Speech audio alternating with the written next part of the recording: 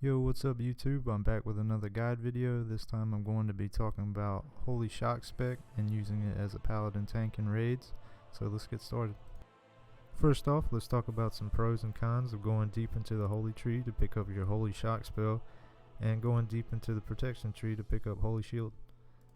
Using Holy Shock is going to give you more burst single target threat at the start of a fight, and it'll give you more overall DPS, which is going to contribute a lot more on fights where you're not main tanking a boss, and you can just help to contribute more DPS to down it quicker.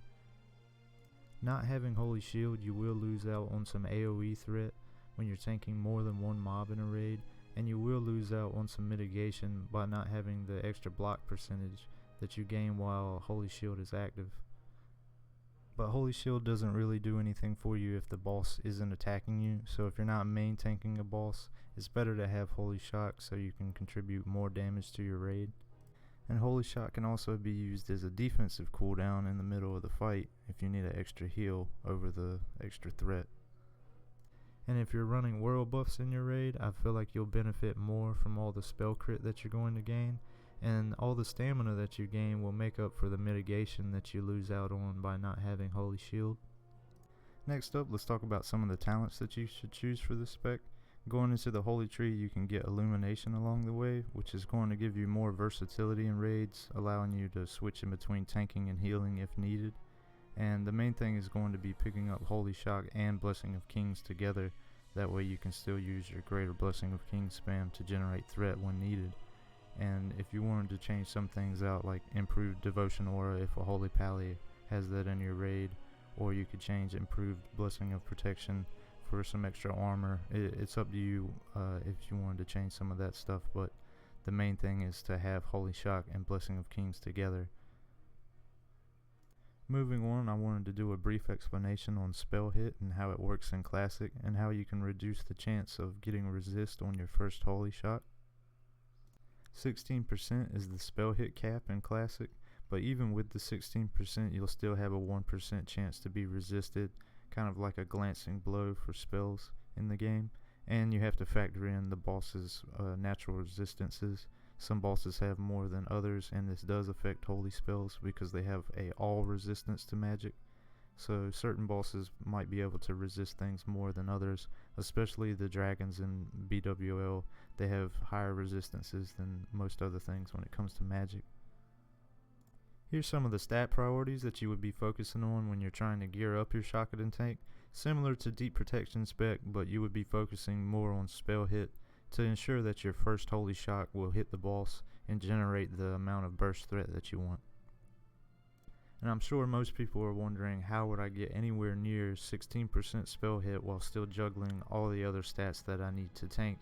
And that's where this trinket comes into play, the Nat Pagle's Broken Reel, which is going to give you 10% for 15 seconds automatically. And that's all that you need for your first Holy Shock to have a lot higher chance to hit, because you want to try and ensure that your first Holy Shock on the boss is the one that hits. If it hits and crits from your Divine Favor, then it's going to give you a huge amount of burst threat right off the bat, and that's kind of the mindset of how this spec is going to be played. Here's an example of the rotation you'll be using. Something to note is the Holy Shock macro that I'll be listing in the description, that's going to pop all your cooldowns for Holy Shock to ensure that it's going to hit as hard as it can at the start of the battle, which is pretty important for this spec. And the Judgement Macro that will reapply your seal after judging, and I'll also link that in the description. Next up, let's talk a little bit about gearing. I've listed in the description 2 different layouts that you can go with for a high armor and a threat set in Shockadin spec.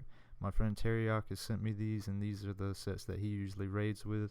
So some of it might be situational for sure of what you can get, especially the Thunder Fury.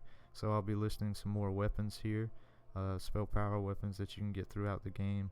Lockamere and the Wraithblade later on in Nax, End of Dreams in Nax, and the Femur in AQ, which Wraithblade and the Femur are more contested with mages and warlocks, so it's going to be a lot easier to get a Lockamere or an End of Dreams if you just want to keep that in mind of what might be easier to snag in your raid.